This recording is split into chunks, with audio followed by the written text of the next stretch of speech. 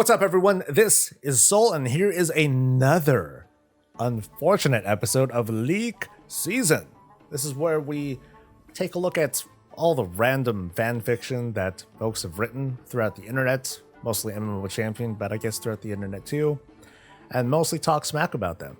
So last week we had kind of a gauntlet of leaks. We had, I think we had like almost 15 leaks to cover. We tried to go through as fast as we could, but we had a really long show. This time around, though, I hope to have a much shorter show, a much shorter episode of League Season. Fewer things to stress over and talk smack about. But let's just get right to it. But before, again, I guess I need to say this every time. All these leaks are fake. I'm going with that's kind of the approach that I'm taking with this. We're just here to have fun and kind of talk smack about these things as we go. We have no idea still when 10.0 is going to be announced, but well, let's see what people have thought of.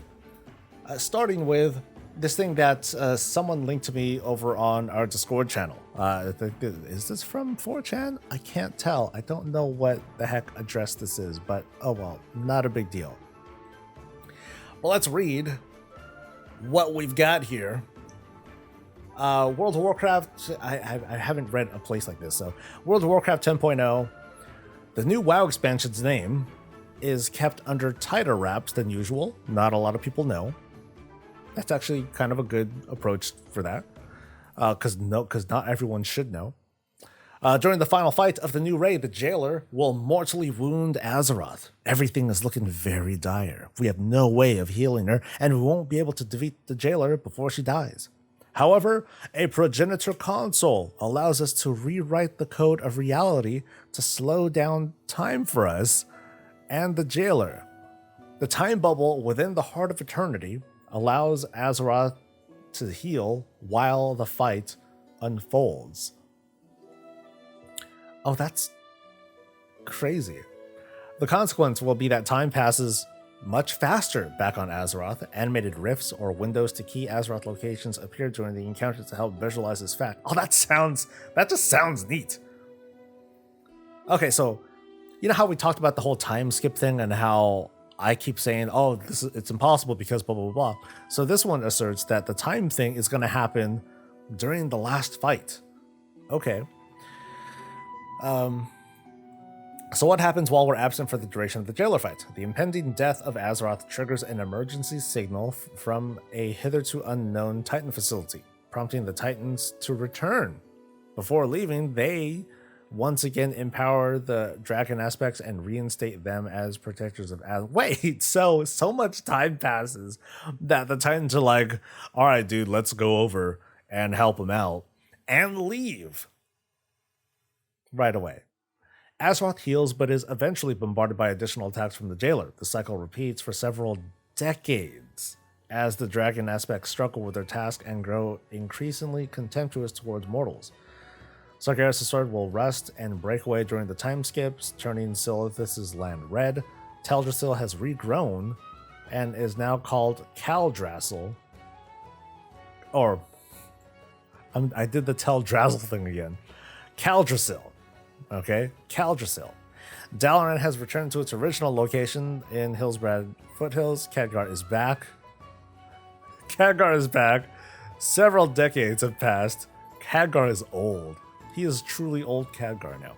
All classic dungeons have been revamped and offer a year-round time walking difficulty that'll help catch up on what has been happening while we've been gone. There's a new material called Draconite, which is especially sought after by the goblins and Bloodsail Buccaneers, who still apparently exist decades later. Quel'Thalas and Kazan will both be updated and brought into the open world. Chromie Time will allow us to return to Azeroth from before the jailer's defeat. So, I was just talking earlier before I started this. I talked about how doing a cataclysm level sort of change in the world is a really bad idea. Because it changes too much of the world and not everyone is going to appreciate it because, like, speaking just for me, not everyone levels anymore. Not everyone is really gives a shit about going through and leveling a brand new character and doing that. So a lot of people do. I totally get that.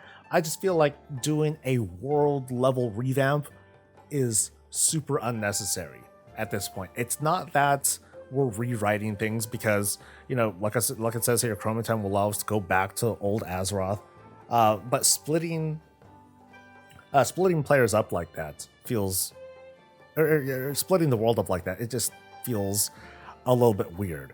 So there's more. Nosdormu is extremely fatigued and is on the brink of madness. Alexstrasza's forces are attacking and burning horde sites on Kalimdor, so they're all still around. Kalecgos can be reasoned with and attacks Icecrown upon our return.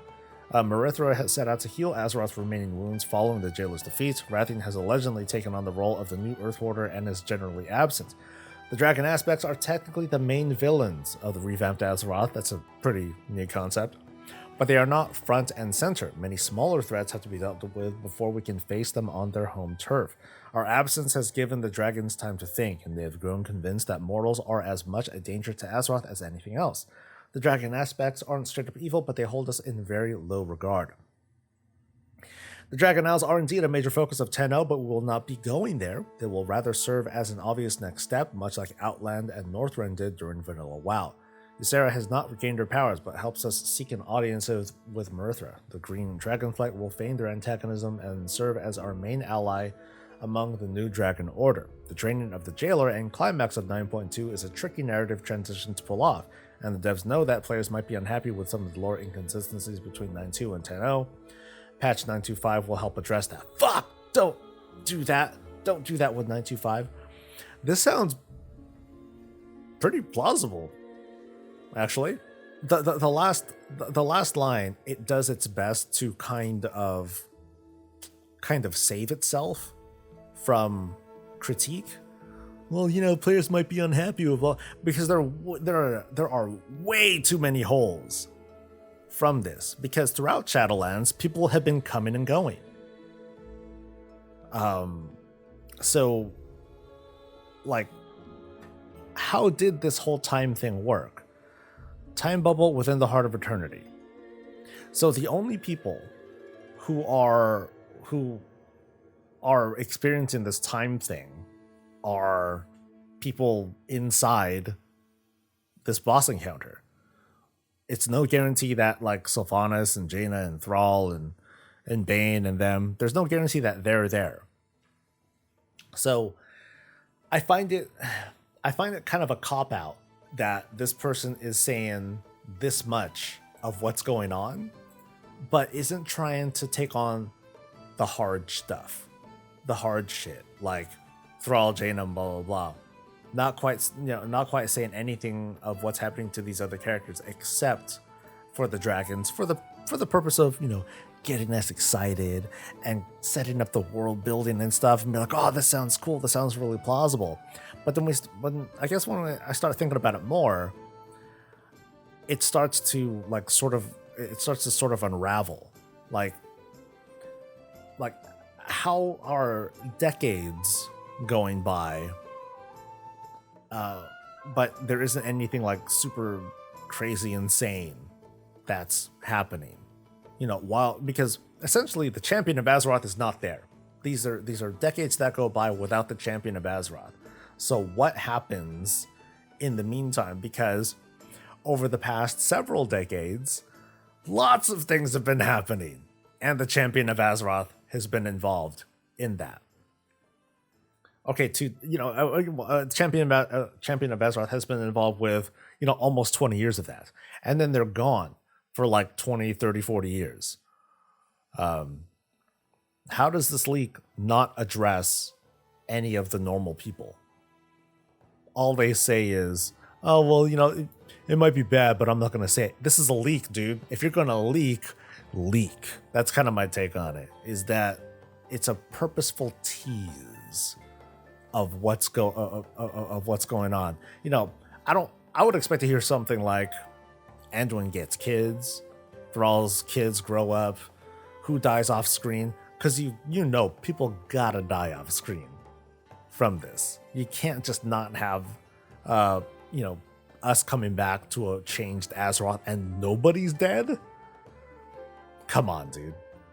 Given the state of the world, when we go to the Shadowlands, I'm surprised that the people of Azeroth lasted this long against dragons. They should be fucked, decimated by what went on during the Fourth War.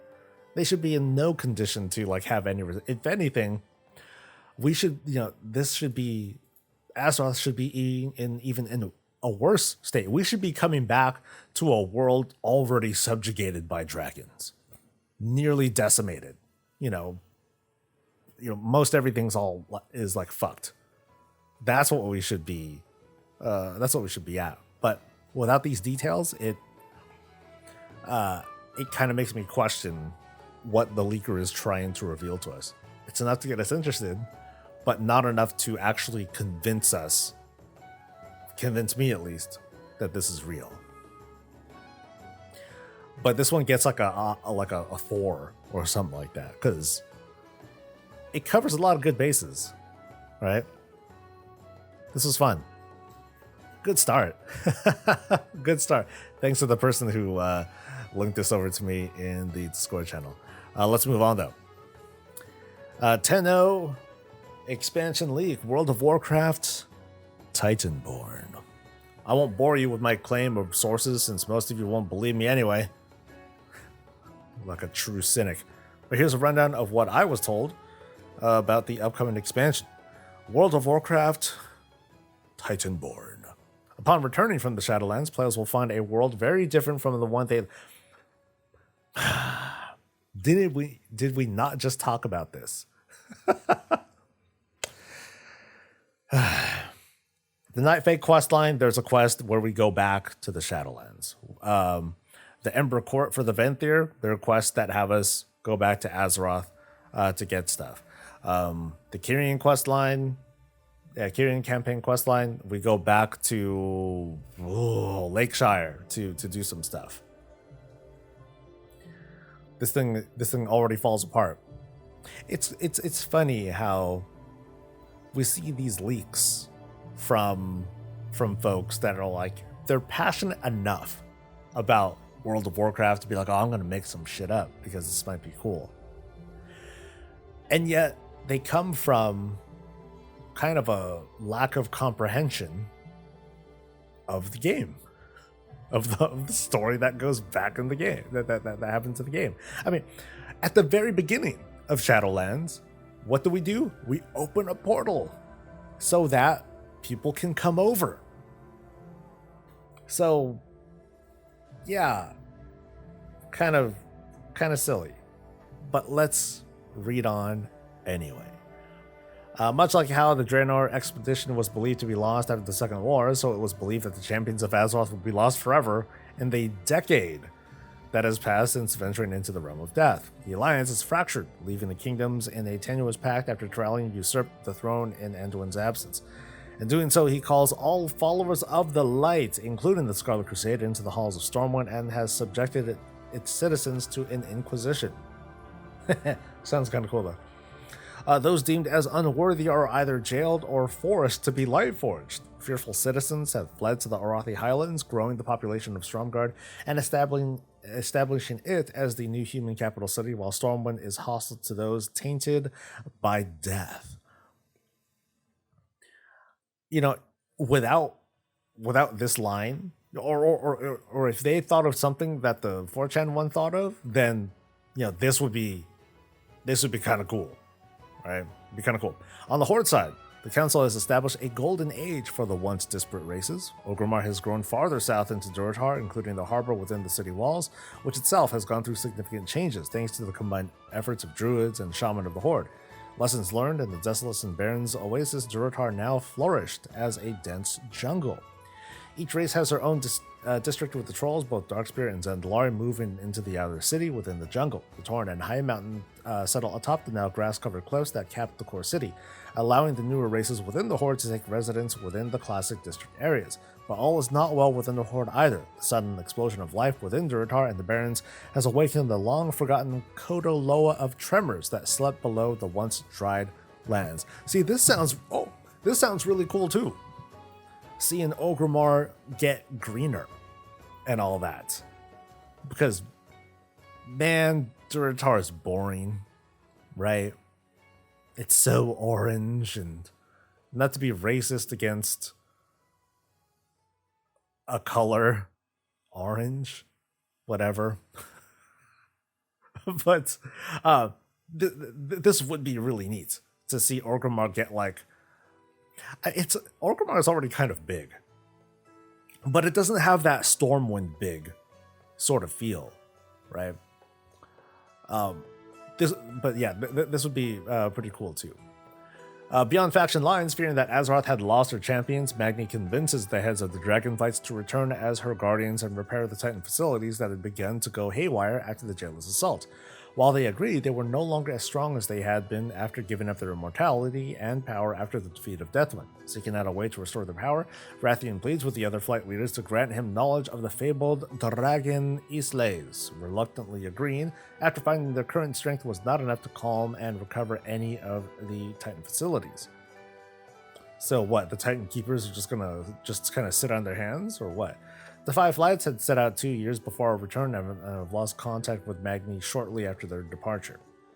So pre-patch, Tremors and Durotar and the Silver Inquisition. Alliance and Horde players will have different pre-patch events that will inform players of the changes to their faction capitals. Alliance players will enter an instant Stormwind, and after being captured, will have to escape the city with daily quests revolving around helping refugees get to Stromgarde across the zones between Elwyn Forest and Arathi Highlands. The Horde event will be focused on investigating the new cavern opened, the Wailing Caverns, due to the ever-increasing tremors, and seeking out their source, while helping citizens above ground by collecting resources to rebuild the zones between the Southern Barrens and into Ashara. So that's kind of neat. Having a it's not too different from like other transitions that we've had from pre-patch events, but this is something that, it's a sense of urgency, but not.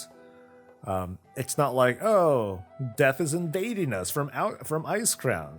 It has that urgency, but it's not that everything is literally going to end sort of urgency.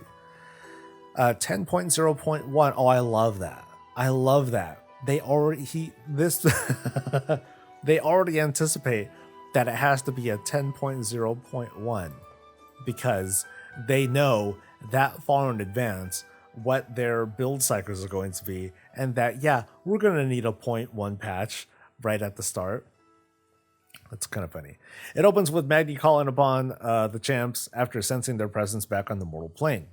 Fearful for the fate of the Dragon expedition, he summons players to a hidden chamber under Wormrest Temple. Draconic imagery blends into a fusion of Titan architecture and the dried husks of void beings. In the center of the chamber is a rippling pool of magic swirls to a portal opening the way to the Dragon Isles. That's very descriptive. This happened. Yeah, it's a very. I guess this person did describe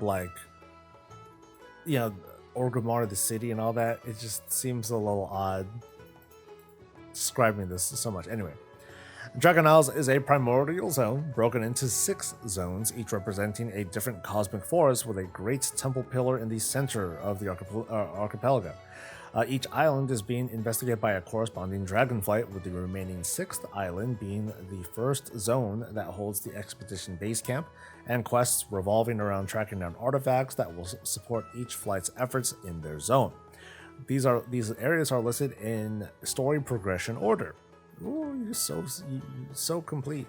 The base camp, Death, resembles the Maw in landscape, but uses dressed assets and covered in the bones of massive unknown creatures.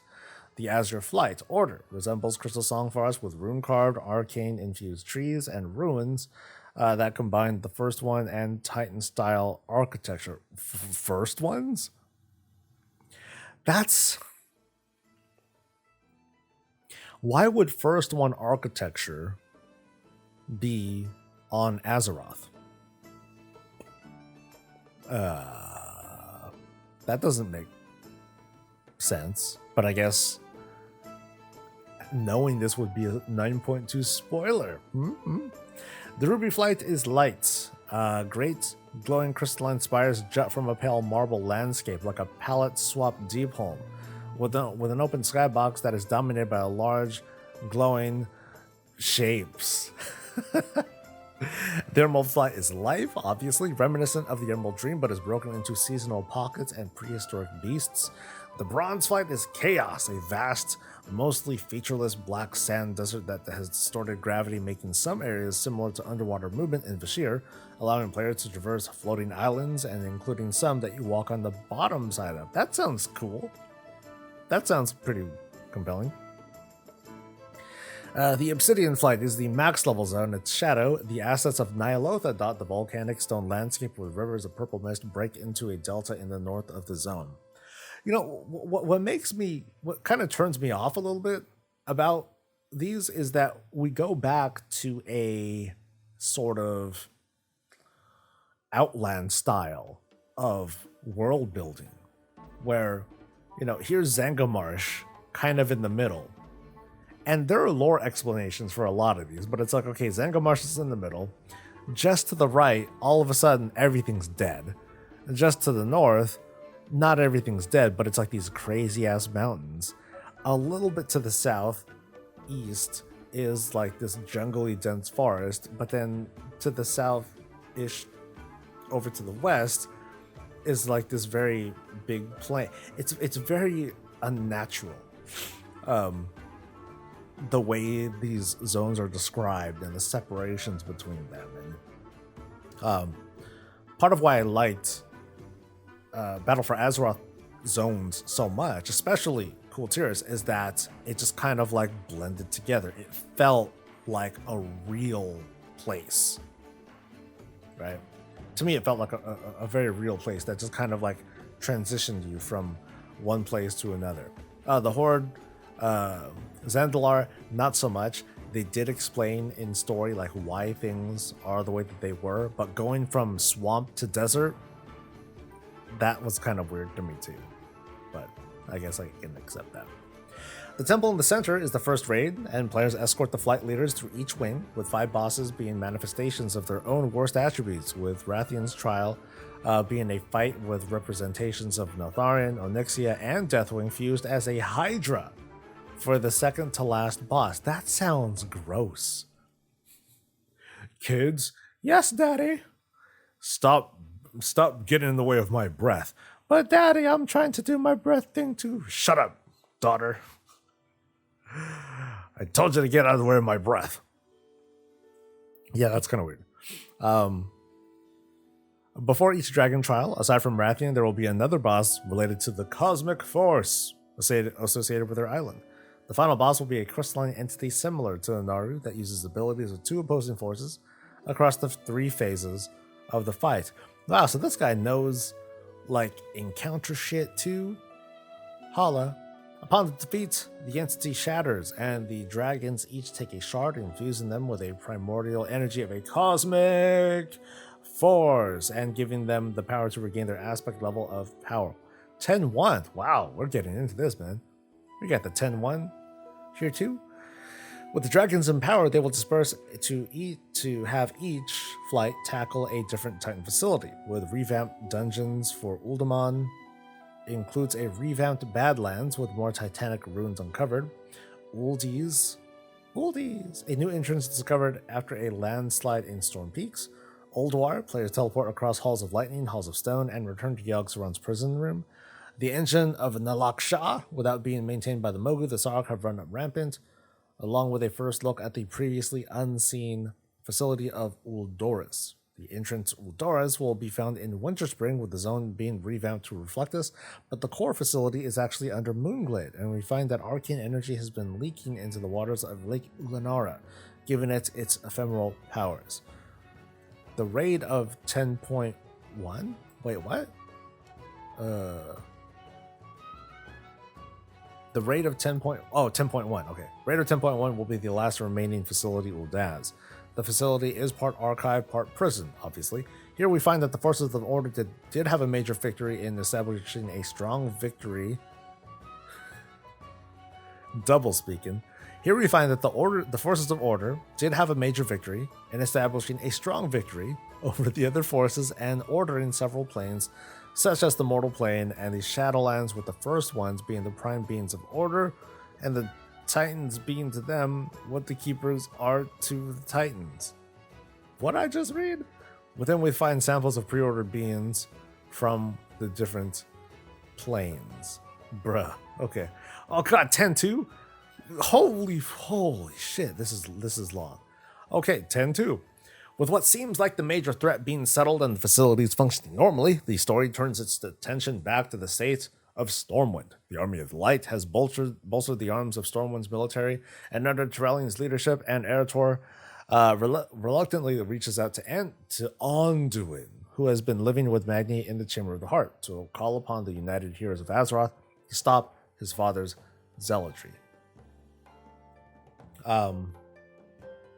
Okay, Eretor is trying to stop his dadu. Gotcha.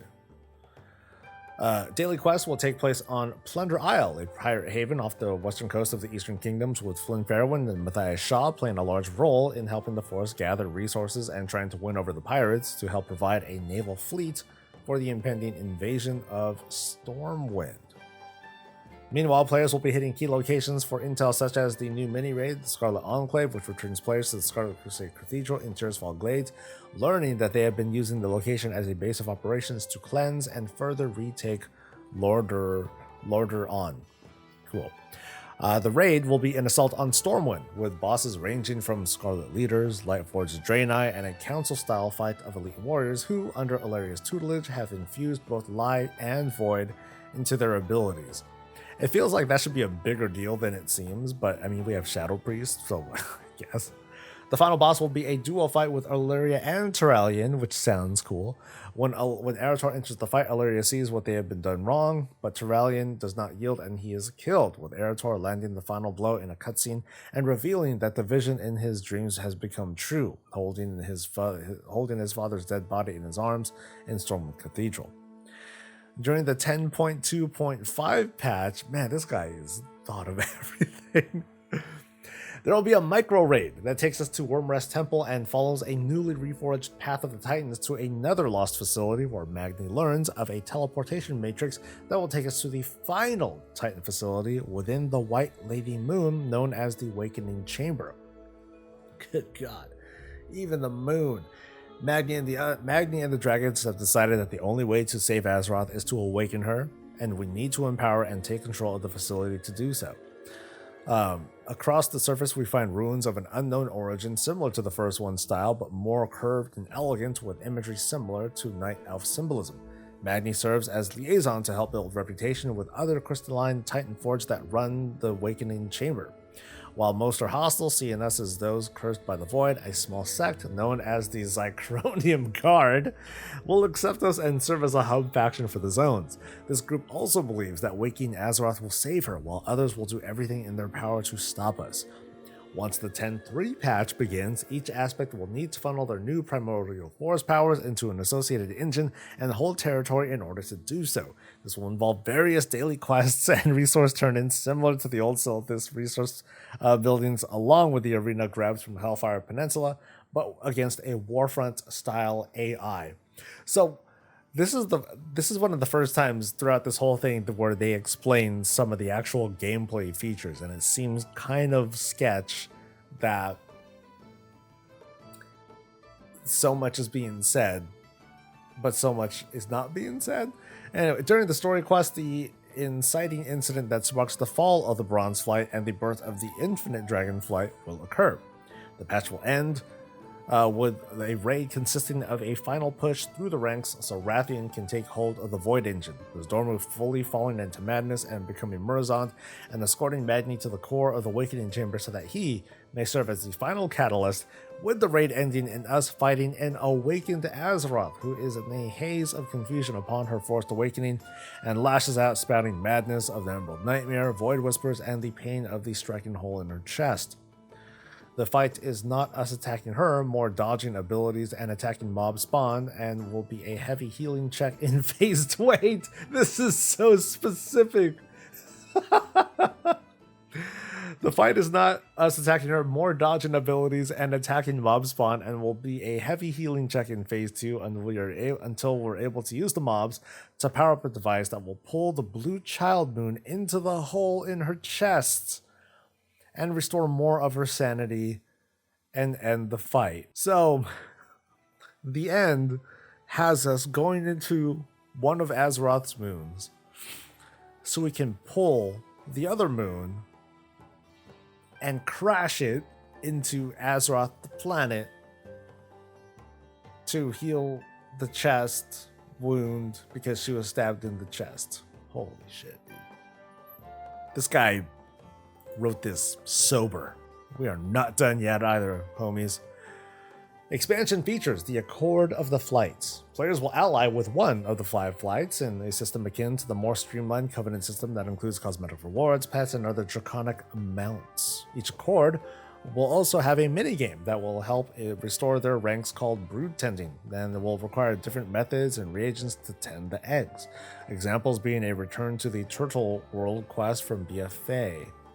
Okay.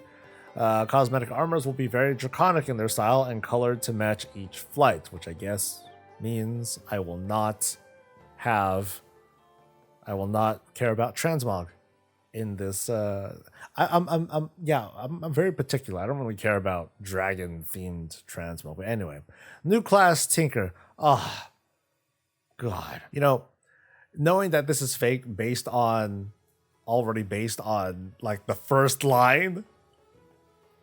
It's like, okay, this dude wrote a very, I don't know if it's it seems fun. There's a lot going on. It sounds off the wall, sounds crazy, plausible, in my opinion. I actually think this is a pretty plausible expansion storyline. Although the leak itself is like, a 1,000,000% fake. But then, oh, let's trip myself over by doing a Tinker class. Oh man, because what could have and maybe should have been done is at some point in this story, they would talk about like gnomes and using technology to like fix some of this shit, but it's not, and they don't feel very involved with this at all. Anyway, this male armor wearing class will have 3 specs: a scrapper, melee DPS. Uses maces and axes along with gadgets to demolish everything to its smallest components. An artillerist, a ranged who sets up turrets around the battlefield and utilizes bomb bots for massive damage. Uses movement to build up energy resource for equipment and abilities. I love turrets. I'm a big slut for turrets. Shaman didn't quite do it. But this would be cool to play if there was like a turret-based class. I mean, it would also be totally useless in PvP because, well, ignore the turrets, go for the user, whatever. Artificer is a healer, uses medical drones as a dot to heal over time. Uses energy drain attacks to increase the healing of the drone, similar to Discipline Priest damage to heal mechanic. Also has a wide array of buffs. The Form 2 specs utilize the back slot as the primary weapon slot for tech packs, and lower levels will have access to an old heirloom style pack that will scale with level until level 60 when these new backpacks enter the loot tables. That's kind of interesting. Yeah. That's kind of neat. Along with the Tinker class, they will have a new hub in an updated Tanaris and Gadgetzan inspired by the Hearthstone version, of course, that has expanded out to the new shoreline along with a revamped Caverns of Time. Several other zones will be getting revamps, including the Syrian Gorge, Burning Steeps, Winter Spring, Turis Fall Glades, Swamp to Sorrows, Fellwood, Antus, Wallow, Marsh, Durtar, and Altrak Mountains. These will slowly be rolled out throughout the expansion. Oh. That's a bad take, man. Don't slowly roll them out, dude. Yeah, don't do that. Do it all at once, man. Especially if it's going to be like a big change. If it's a narrative change, that's one thing, and that wouldn't even be mentioned in this. But they're talking about revamps. So don't revamp later. Revamp now, because dude, this dude's already working with like what, 6 zones and shit. This is one that talks about 6 zones, right? Yeah, 6 zones to work with, and then you got like all this stuff and revamps that are, yeah, nah, not cool. Cross-faction play. This feature will be expanded upon, including cross-faction guilds, achievements related to specific party builds. Example given was Orcs Helping Humans, which is granted when a guild defeats any raid or group of only orcs and humans in equal number. That doesn't sound smart. And here's why. It's like between orc classes, or orc class comps and human class comps.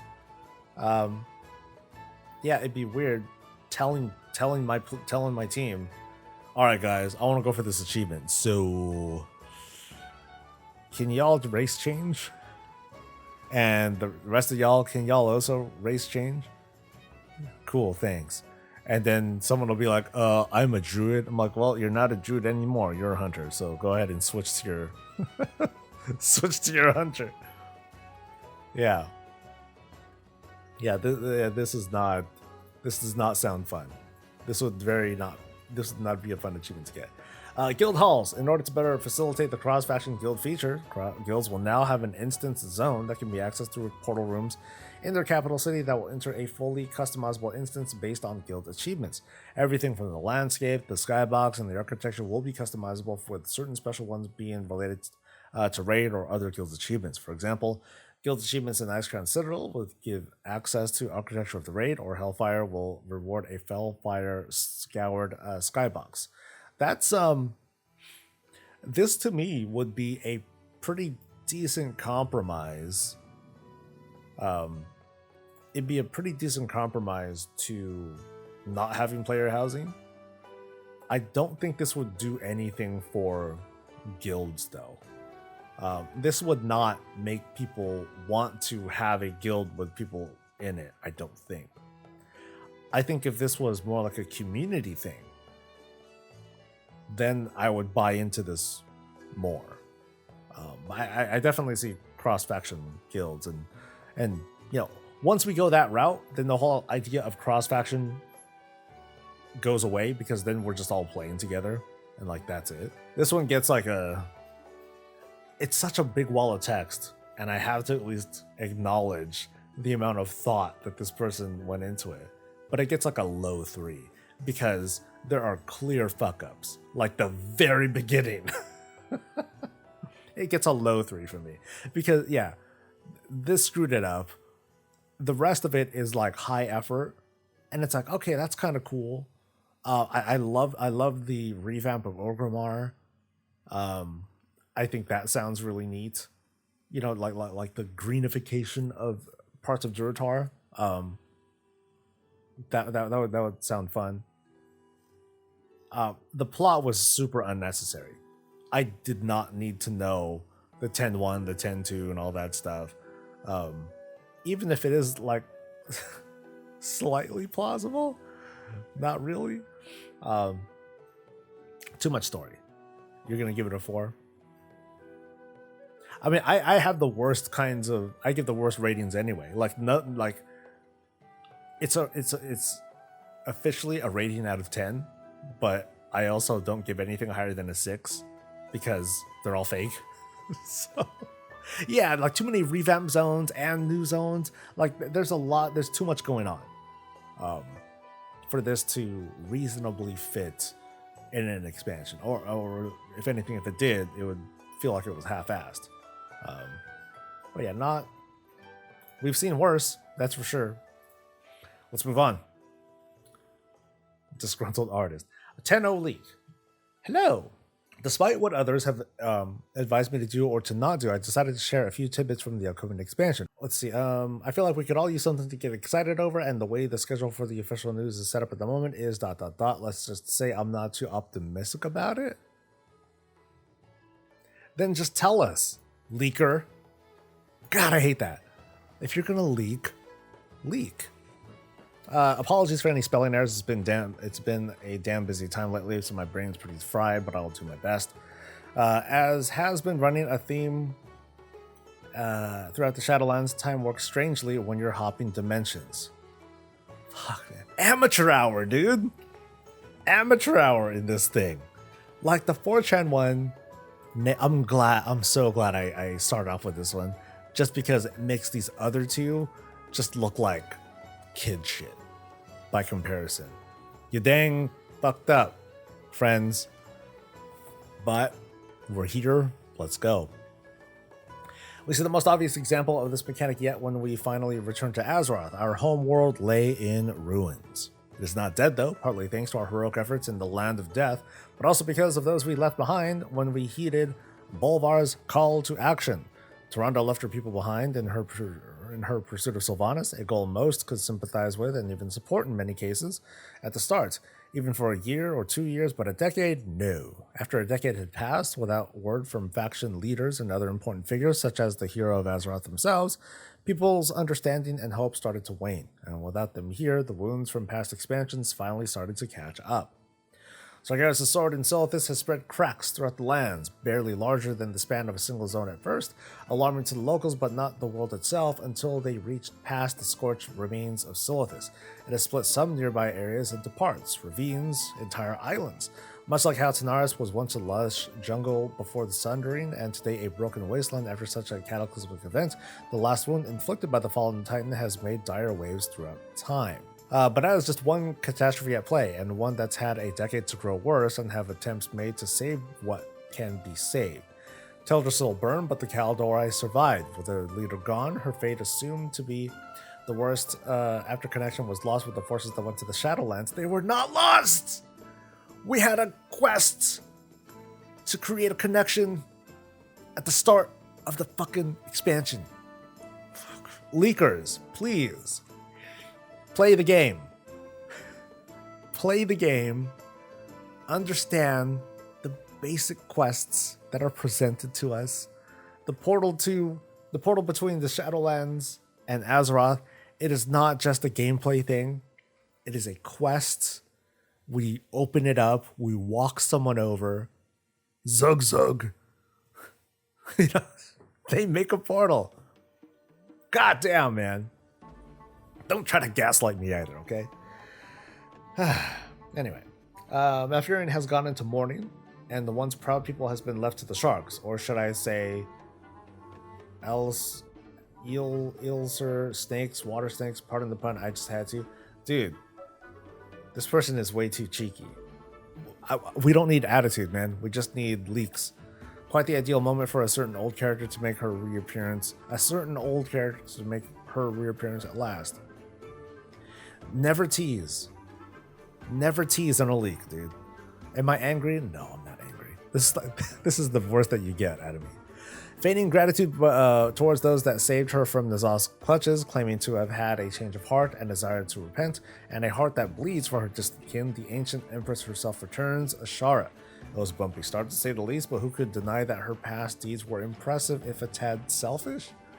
One doesn't become an empress of a vast empire without charisma, nor do they survive a meeting with an old god, save what remained at her people and free them from the very same evil force she was made to serve in order to survive, and yada yada yada indeed. She makes a good case eventually.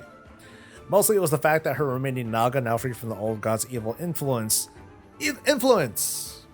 exclamation point, influence.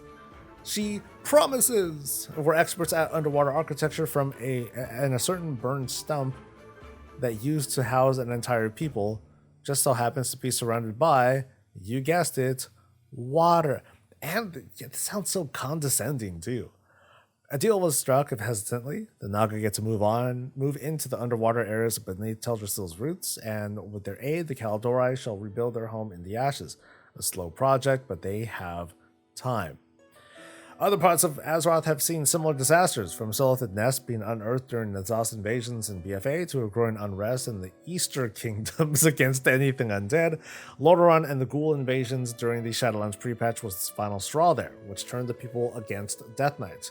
The denizens of Duskwood, we see you Necromancer players of AD.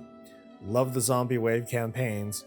It was exciting to be able to build on themes that players have been using and enjoying for a while now. And lastly, fugitives from the north that hope Callie and Menethil's return would offer them a way to reunite with lost kin.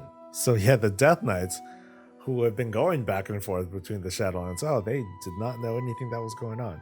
We also see the return of some other characters. Vol'jin has been up to stuff. during the Shadowlands, and we see why now. He's returned partly to Azeroth to aid the world that he died for as a lesser Loa. One of the goals of this expansion will be to raise him from a lesser one to a major one by raising buildings such as small shrines, modest places of worship, and maybe, just maybe, a proper temple or two. Despite the attitude and the tone from this, that would be kind of cool if there was a campaign to make Vol'jin into like a bigger Loa, because you know Loa fall under that sort of deity archetype where the more believers you have, the stronger you become. With Vol'jin as a Loa, who was a real person, it's like, oh, the legend only grew, and then that'll make him like fucking strong as hell, like super fast. So so far this has been like not the shining gem, but this is like the brightest thing about this read so far. Buildings, you say? Why, yes, building will be a big theme of the expansion, or rebuilding rather. A lot of the world we know lay broken when we return to it, and it is our duty to build it anew. Really? A couple dudes and Champion of Azeroth were stuck in the Shadowlands. They weren't really stuck.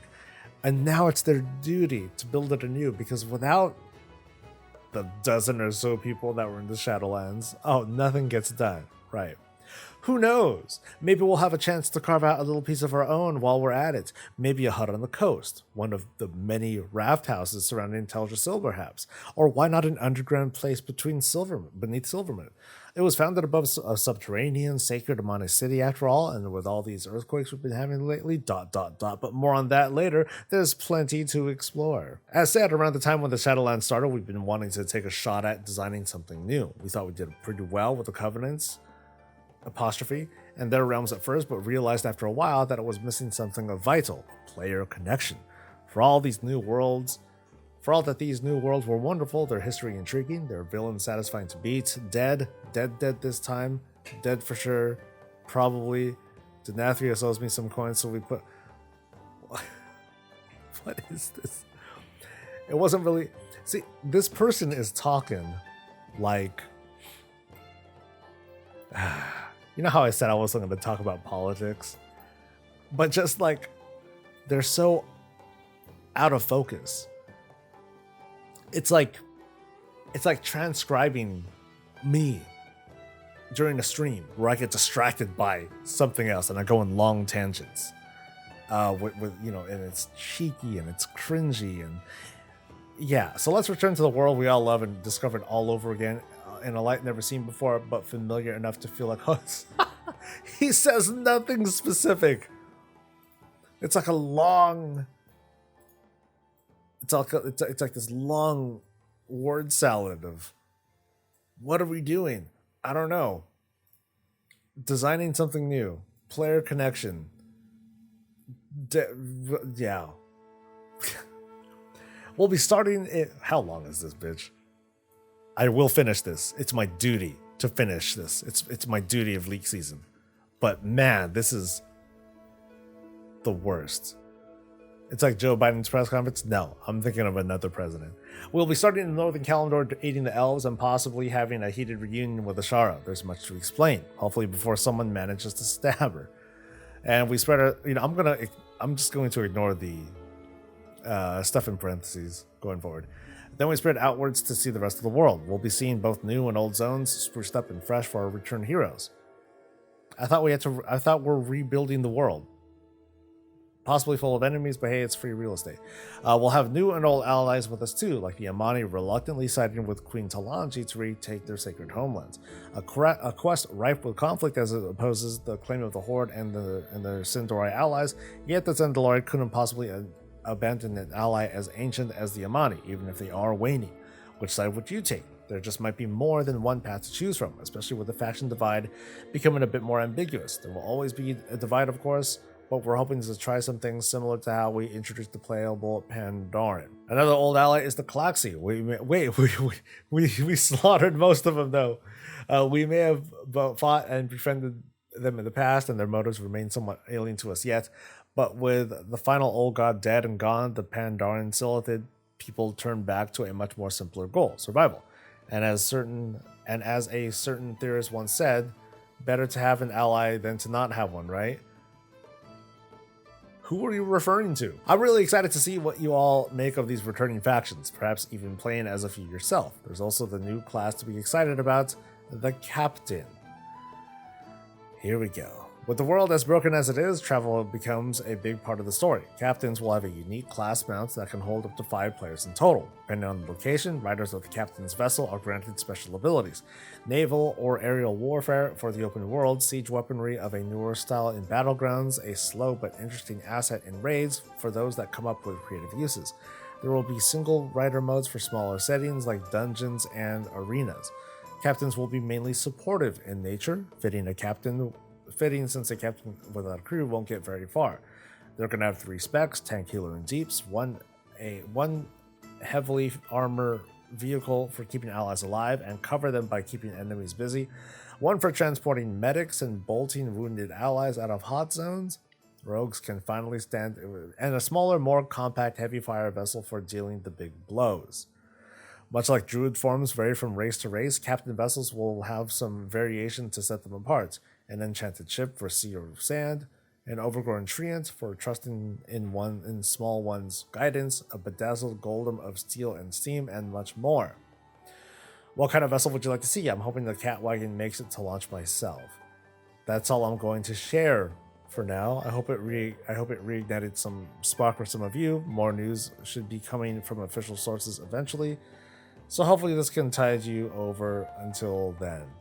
The only thing it sparked is me wanting to take a dump. So unlike this previous wall of text that offered something plausible but flawed, this is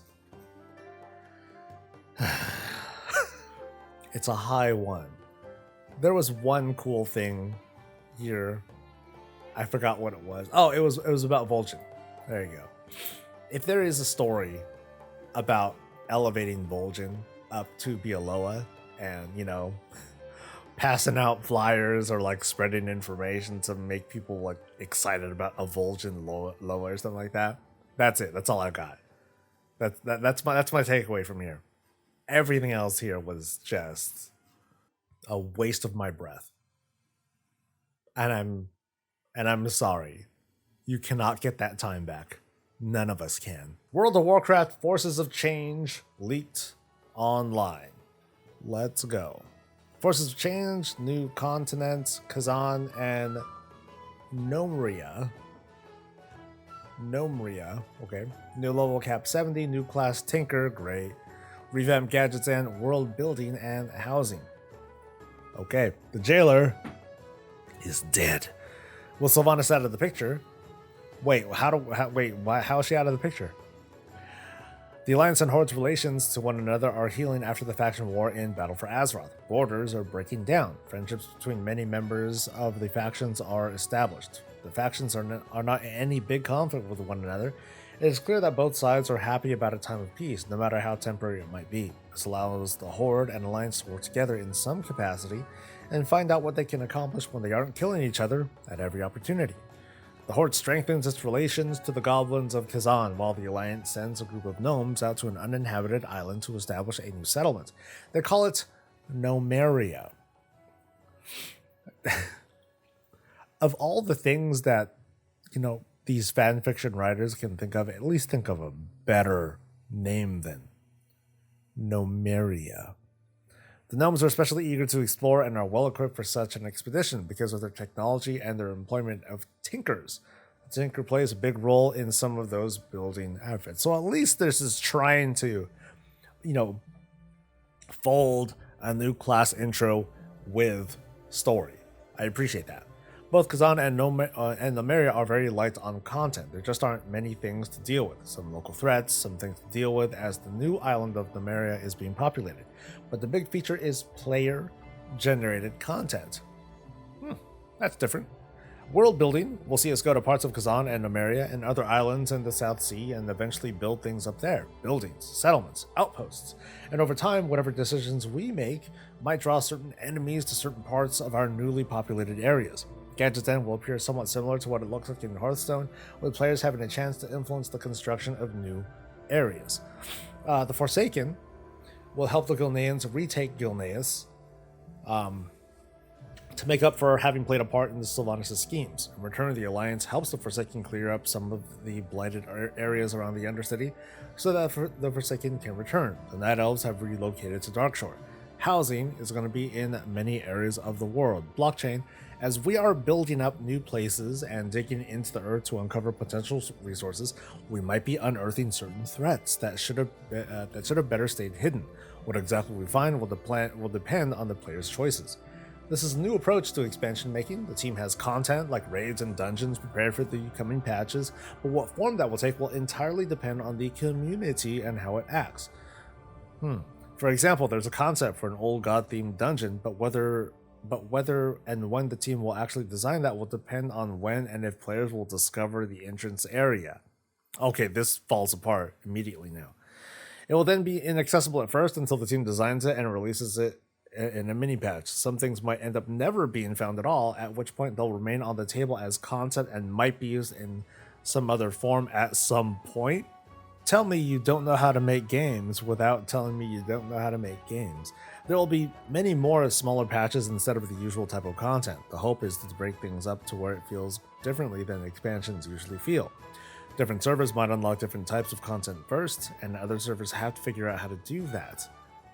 The teams want there to be communication in the community so that people try to figure out how these guys have done it so that they can unlock the same type of content for their server. So that falls apart too, because obviously the community will talk to each other, especially because in a world of in a WoW where servers are basically region-wide, they have region-wide access now. Server identity in this sort of concept just won't work unless this league talks about no longer having phasing, which it doesn't. So it seemed a risky concept, but the team feels that at this point a move like that is necessary to keep the game fresh and hopefully bring players back and retain it. Okay, that fucks it up too. So the way I see it, it's typically not like, hey, let's make a thing to get subscribers in. It's well, I guess that's a dumb thing to comment on anyway, but you don't do this. You should not do this. You should not make an expansion. You should not make expansion content upon request and expect a timely a timely release of said content. It just doesn't happen like that. It doesn't work like that. It takes months to do that sort of stuff, and to put all that time into it just to shelve it, no way. I totally don't see that. I totally don't see that happening. And even before that, of course, that'll depend on when and if players discover the. Of course, they're going to discover it. This person must have no idea how the Secret Finder Discord works and how relentless that community is at finding anything and everything. And this is something that's meant to be found because the team is going to want to, spend months developing this content. So of course it's going to be made to be found. Yeah, this is dumb. Yeah, let's go with a 1.5. The premise is it's predictable. The only takeaway was that at least they tried to link Tinkers to story. That's about it. The idea of world building and user generated content sounds kind of cool, but the way that this person is describing it is not. They said, there's housing in many areas of the world without any details. Like there was a leak from last week that only talked about housing and how that worked and nothing else, because I think the person just didn't know anything about anything else. That was if nothing else, that was believable based on where that came from. This one is like, there's housing. That's whack, dude. World of Warcraft. ... Expansion name, none. 10.0 is intended on a back to roots soft reset. Expansion final boss, none. We'll focus on a wide variety of at-home conflicts happening around Azeroth and the aftermath of Zaval's assault. Yes, dragons and Dragon Isles being a part of this. Multiple older zones will be updated with a variety of different things happening across Azeroth. The team feels this will allow the players to connect with to their roots and where WoW started as. World quests and Mythic Plus to be introduced in Kalimdor and Eastern Kingdoms from level 10 plus. Mythic Plus at level 10. Alright guys, make sure you have your feasts and blah blah blah. I can't make feasts yet, our level's too low. Well, kick. Dude, none of us can use feasts. Kick. Just me. Oh shit, I can't use feasts either. Anyway. Player housing is being implemented. Multiple capital cities are being updated. Race capitals being introduced. Nomergon, Gilneas, and etc. as they recapture them as part of the story. And they are instanced. No details. Gotcha. Final patch consists of setting up the conflict that will occur in 11.0. It's not set in stone. No new class, no new race. Lots more. Not gonna spoil everything. What the fuck? I'm gonna leak stuff. Not gonna spoil everything. Just think of soft reboot and you can potentially guess some other things that are happening. This gets like a less than 1. Wow, how low effort can you get, dude? This is like some feature requests. Hey, give us World Quest, Mythic Plus, give us player housing. That's it. That's all that's in here. This gets like a 0 point something. I'm not going to spoil everything, guys. Just use your imagination. Here we go. This one's for real. Okay, this is it. World of Warcraft. Return of the Ancients. Man, I feel like I need to keep checking the date here because I feel like I'm reading so many of these that I don't know if I'm gonna end up doing a repeat and not even realize it until I'm like halfway through. Story is a quote breather X-Pack loosely based on the Mongrel Horde idea before going back into the cosmic stuff. Apparently the lore team is setting up new villains. Internally they call them the Primevals, but that's a Diablo nickname, not a lore accurate name, for each of the cosmic forces for the down the line stuff. Xalatath, I guess this is different. Xalatath is the Void Primeval, for instance, while Denathrius is the Death Primeval, but RTA is all about this huge influx of wild gods returning to Azeroth. How are you going to have a code word, a code name for what are the these Primevals thing, but there's no code word for the expansion itself, for the actual project being worked on? Anyway. Some of them we know, like Agamemnon and the Drakari Loa, come back, but lots are new. A hyena god for the gnolls, a rat god for the kobolds, etc. The Mongrel Horde isn't actually united, but the core enemies are gnolls, Quillbore, Murlocs for Bolg, Saberon. Saberon? Aren't Saberon indigenous to Draenor? Sarek, kobolds, harpies, and etc. Some of those, by the way, are just pledged themselves to a wild god, like the Saberon are fighting for the glory of Shirvala, who is under the sway of Hakar, even though they're not native to Azeroth. Okay, well, at least they tried, or at least they addressed what I brought up. The system stuff is all related to wild gods, but it's very class based. Basically, every class gets a wild god patron that they bond with. Warriors bond with Logosh and Goldrin, for instance, and the wild god gives them a little talent tree plus a unique ability, like an artifact ability or a covenant ability. The other systems thing is. The other systems thing is new specs for 3 classes. Rogues get a ranged DPS spec for guns, bows, and crossbows. Mages get a healing spec, time-based magic, like unwinding damage on the target, and Warlocks get a petless tank spec where they can turn into different demons. The goal is to try and give some new specs to all DPS classes. Hunter is planned for later in the expansion. Other classes for later expansions. No more new classes apparently, but they slowly want to give more specs to existing classes. This, I think, is theme aside, I think that this is a really interesting approach. I'm not sure about having, it's weird. They want to give new specs for 3 classes, which is interesting. But then they follow it up by saying the goal is to try and give some new specs to quote all DPS classes. So why is a rogue getting another DPS spec? you would, if anything, rogues would get like this crazy dodge tank spec, which I know, and I know dodge tanks are like kind of a weird, they were kind of in a weird place when they were a thing at the time.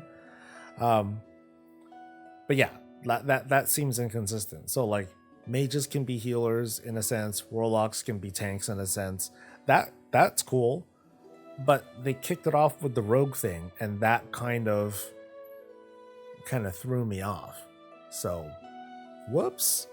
Most of the leveling takes place in phased zones of Azeroth: Elwyn Forest, the Barrens, Sholazar Basin, the High Mountain, and Cressrangle Wilds. Then at max level, the Emerald Dream opens up and you can go into it. The Emerald Dream is a completely wild version of Azeroth with no civilizations for the above zones. The big thing in the dream is the primal Botan, the thing behind the Botanian Genusort from Draenor, who was gathering power to invade Azeroth. Because Draenor got destroyed and turned into Outland, he got sent to the Emerald Dream from Ardenweald and has been soaking up all of its life power to infest all of Azeroth. Botan starts infesting some of the wild gods, and that's the big hook for the rest of the expansion. So another alien invader. Great. Like, it's called Return of the Ancients, but we're basically dealing with an alien invader, essentially, right? And I would figure that because we're seeing something, because we're seeing stuff with the wild gods, I would figure that one of the protagonists that would help us out, apart from the wild gods, would be the elementals. I figured that they would have a stake in like wanting to help, the element of life from being too strong. I guess the other thing is that Azeroth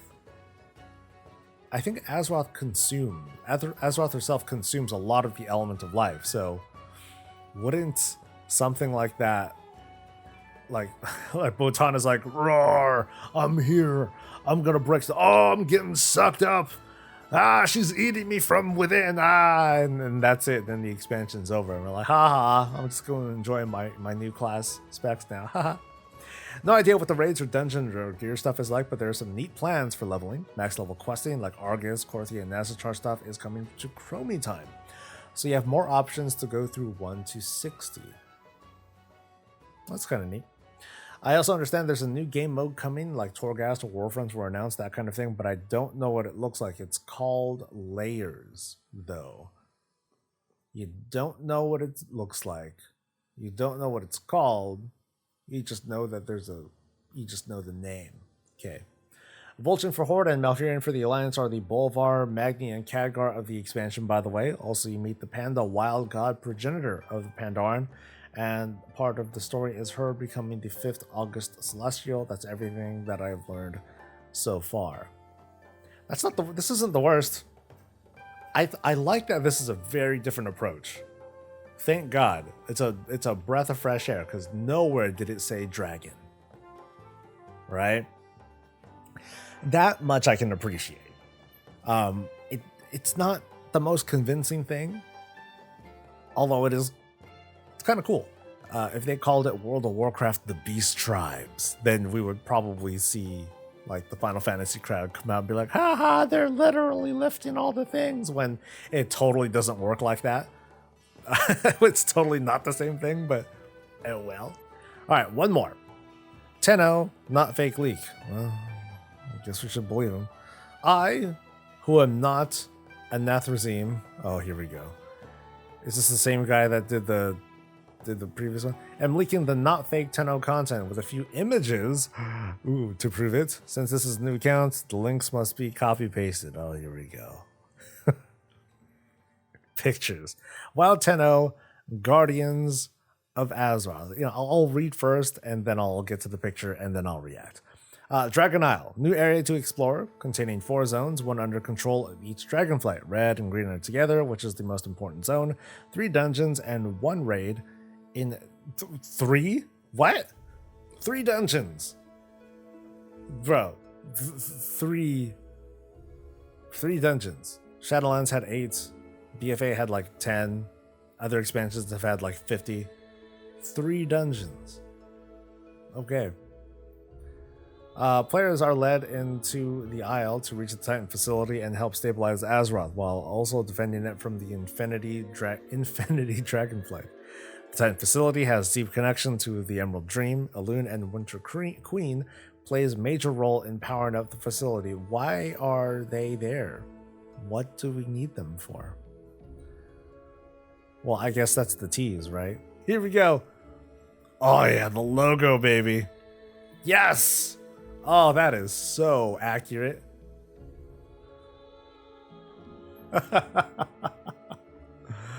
Oh, shit. Check it out, boys. This is hyper legit, dude. Hyper legit. Oh, that's... no breakdown or deep analysis is needed here, guys. This is 1,000% real. This is it, dude. This is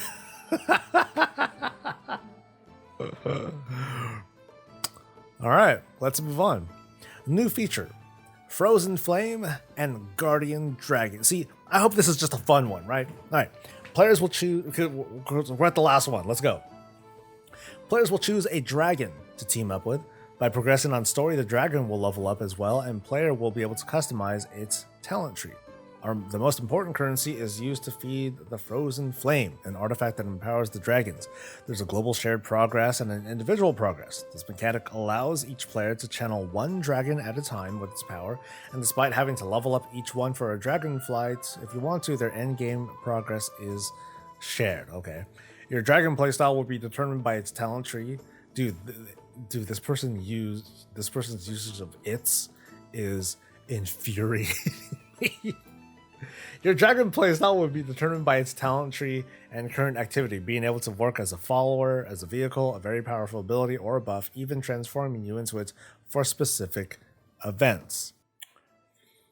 So they had PowerPoint stuff too, man.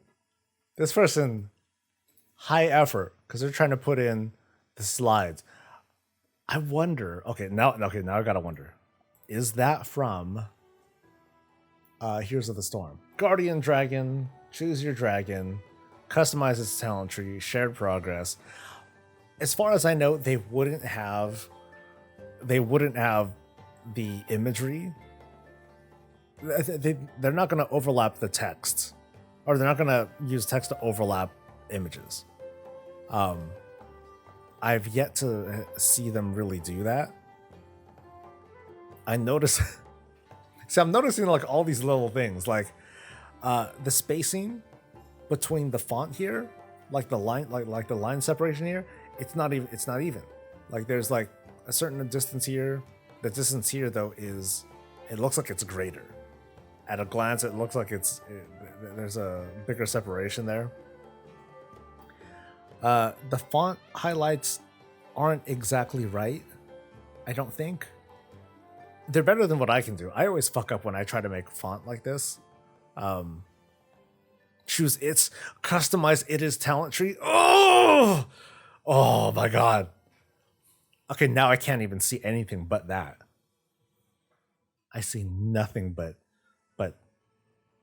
World of Warcraft. It is. That's what they should have called this thing. Jesus, man. Okay, cool. So it is from that. Thank you. But this, if yeah. Let's move on though, friends. Return to Azeroth. The Infinity Dragonflight is opening time anomalies around the planet. I don't even know what this is about anymore. I'm just totally lost with like the imagery here. Requiring players and dragons to visit and defeat old enemies from Azeroth's history to seal the anomalies. The pre-patch resolves around closing many small portals around the world and some bigger ones, while the first patch will keep major portals with old world bosses. Main plots.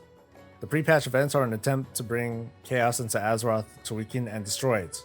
As a plan B, however, a time gate is being opened at Outland, linking it to AU Draenor in order to bring Yrel and the Army of Light to fight the soon-to-come Void. The fuck? Hidden plot. Outland Arakoa joins Urel's army while AU General Arakoa travels through the portal and seek the heroes of Azeroth to help them balance the void and light.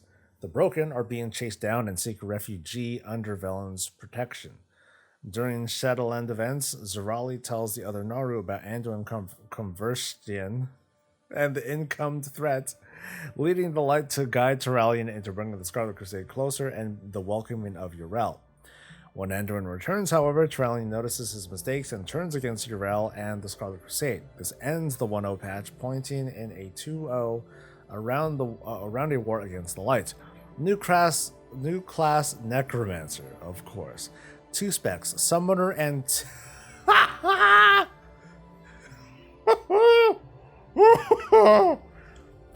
Summoner and Tinkerer. See, I'm glad we're ending this episode on a high note, on an exciting note. Things to really react to. Okay, so a Summoner tank and a Tinker healer. Okay. Both have all Global Covenant abilities baseline, and some Covenant classes abilities as well.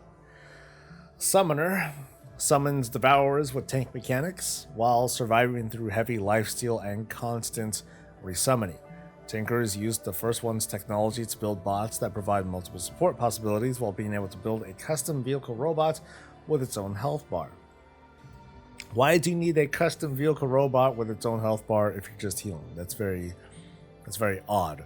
The whole thing with using first one technology, that sounds kind of cool, but you know, anyone who hasn't been looking into like the PTR or understanding of 9.2, they're not going to get it. You know, this is me trying to give some real talk here. Like, if they were to announce 10.0 soon, it would feel kind of disconnecting to introduce a class to the public that people haven't really had much time to soak in with the lore and all that, so it wouldn't sound very convincing. This is also just fucking ridiculous. Alright, let's take a look at this. Okay, so alright, new class, Necromancer. Oh my god, oh, look at that! There's a gnome person that they put into the thing. Oh, that's hilarious. That's hilarious. And then this dude summons like big dudes and little dudes to like tank stuff. Yeah. I love that. They just photoshopped a little gnome in there just to be like, I just put him in there. Because imagine someone else. So, what class? So, I want to play World of Warcraft. I'm going to choose a new class, choose my race. I want to be a Tauren. Ooh, I want to be a Necromancer. Yeah, I want to be a Tauren Necromancer. And I'm going to stuff my ass into that thing. It's either going to be huge or that Tauren is just going to be a head, because that's the only thing that could fit into that tiny little thing over there. And that thing's huge. Like, is that the intent there? Like, oh, the summoner. Oh, this is gold. This is gold. The summoner. You know, I think I got this wrong. Maybe that's how they meant to spell it, the summoner. This is... this one just gives. Thank you, writer, for giving all of us something to laugh about.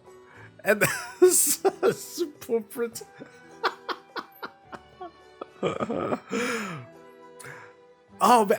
Like, the longer I look at this, it just keeps getting better. Like, what else is just ridiculous about this thing? Oh, please, God. This is brilliant. New class, okay. Necromancer was spelled correctly, which I find baffling, okay.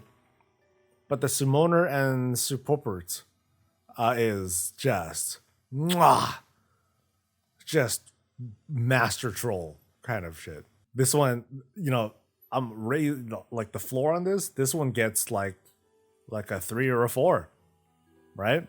Because this is just insane. All right. New playable races and heritage armors. Alliance brings the Brokens as new members to protect them and fight the Light's army.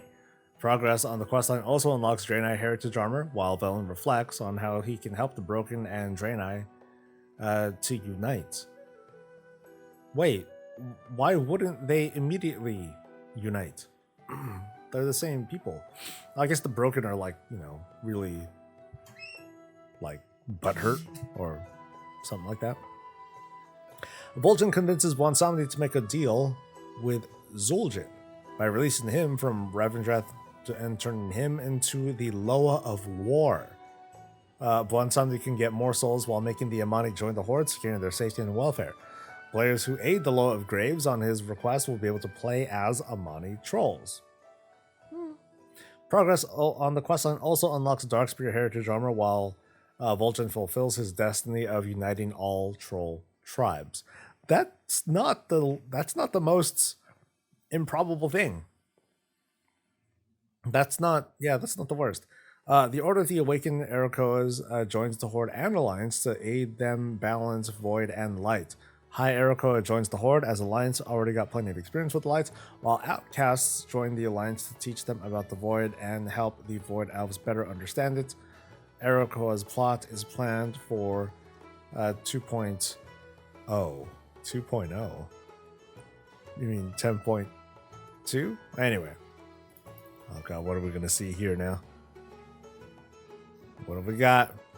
New allied races. I'm like checking the spelling. Horde, Amani Troll. Join Bwonsamdi and rescue Zul'jin. Help Zul'jin become Loa of War. Welcome the Amani into the Horde. Okay, this one's boring.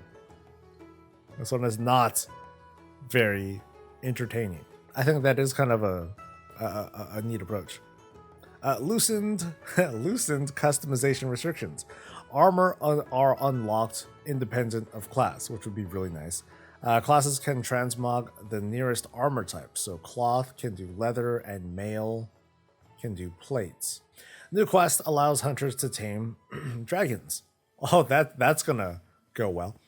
Griffins will allow demonology warlocks to have a fell dragon replacing Felguard, and Death Knights will be able to summon undead dragon as a minion, which sounds kind of cool.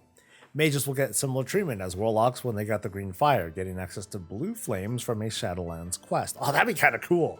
Blue fire. Ew. Void Elves and Nightborne can also become demon hunters now, having the fell effects replaced by their innate element, which is Void or Arcane. Okay. Many weapons restrictions are being loosened specifically around one- and two-handed weapons. I'm not quite sure what that means, but okay. New legendary, Dragon Wings. The legendary Cloak will allow play. Actually, I think I should go look at the image first. The Cloak. Okay, so Demon Hunters. Checking the spelling here. Void Elf, Void Hunters, Nightborne, Arcane Hunters. Nice and simple. They look kind of cool though. So just throw horns on them, which is exactly what it looks like. They just threw horns on them. No wings, no unique demon form, nothing. It's just throw horns on them and call it a day. Although they look pretty cool like that with the arcane tattoos and all that stuff there. All right. Oh, they got glaze on their back. Oh yeah, that definitely does it 100%. Anyway, new legendary Dragon Wings. The legendary Cloak will allow players to inherit some of their dragon's powers even when far away, and like during PvP, dungeons, and most raid battles. Most raid battles, not all of them. This system is meant to replace borrowed powers, being able to keep its powers post expansion and have its stats always upgradable to keep up. New pet system. Log in to get the device mini-dimensional translocator that allows your pets to be summoned on your phone for the new mobile pet game. Brawler's Guild is back. That's it. further patches plots. The 2.0 is centered around battles against Yrel. She and her army ends up escaping into Outland. Eretor have increasing attention on the patch as he helps Ilaria, who keeps telling about how after the defeat of N'Zoth, the void energy seems to be everywhere instead of gathered into a single being, making the Whispers more and more dangerous as the light poses as the big enemy. 3.0 directs its attention back to the Infinity Dragonflight. Expect the end raid featuring old raid end bosses and the ancient enemy of the aspects. Class changes. As usual, many class changes are happening in many degrees. The major rework is for survival hunters, which will now be a mounted class, implying on several taming restrictions for them, of course. Survival hunters are a mounted class? That sounds... What for? Like, I thought the whole role play, that whole feeling of survival hunters is, or hunters in general, is working off your, limited resources. You're just kind of improvising stuff. Being mounted is all the time is kind of weird. Fun facts. Fun facts. Cool. Kazakus, a Hearthstone character, will make his debut in WoW during this expansion. An important Tuskar we met during Watlick was a dragon the whole time and plays a very important role in this expansion. Nathrazim is responsible for aligning the Scarlet Crusade and the Infinity Dragonflight interest in summoning Yrel. Time Captain Hooktail, Zul'jin's spirit in Revendreth and Akama's Edge, available during WoW's 17th anniversary event were Easter eggs of 10.0. Slightly plausible. Well, I think, yeah, this one gets like a 3 because they tried doing pictures and this was just entertaining. Like this one was just incredible. Incredible. It was so good. So good. The Summoner, the Supporporate, like the 4chan one, I would say is like it has the most, one of the more interesting ideas. The whole idea that the jailer encounter is what causes like the time skipping to happen, which opens up all sorts of possibilities. This tells me, in my headcanon, let's say this is real. Let's say this is kind of, this is plausible. This would kind of help explain why we haven't seen the 10.0 preview yet. Well, why it hasn't been announced. Because we haven't really seen much of like the jailer encounter, we have what we have from the dungeon journal. Actually, no, I don't think we have a dungeon journal really. But we know so little about what's going on that who knows? The encounter might show us like some incredible stuff. There might be some crazy ass cinematic. And then shortly after it's revealed that, oh yes, Azeroth is in incredible danger, and that there is some sort of time skip shit going on. And the epilogue does have like, oh my god, what did we just come back to? Then we get the 10.0 announcement. So thankfully this happened. Thankfully we got this at the very beginning of today's episode.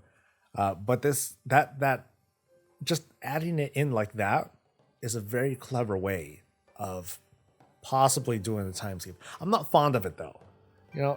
I'm still not fond of a time skip and the possibility of lots of things happening without us being involved in it.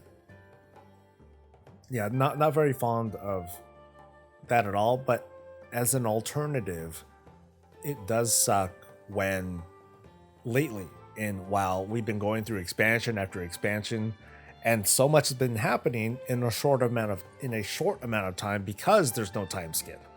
Really, I would love, and I think one of these leaks addressed it, I would love just having, okay, the expansion ends and there's a period of time, maybe in the number of years, where there is no looming threats. There are threats and all that, but there's no immediate, okay, we gotta get to this part now. So like, if we go immediately into like the light void stuff, that would disappoint me, because I'm like, wait, can't we just kind of build, or have a decent build up to something like this that takes longer than just one patch, until it's like, kind of like with how things went in BFA. Okay, let's build it up and then it's done. It's a little bit fast. So anyway, that concludes today's episode of League Season. This did happen to be longer than I originally wanted it to. I think it's actually just as long as the other ones, but oh well. But I hope you enjoyed yourself. Please like the video and subscribe for more content. And until next time, folks, stay safe, stay healthy, and stay breezy.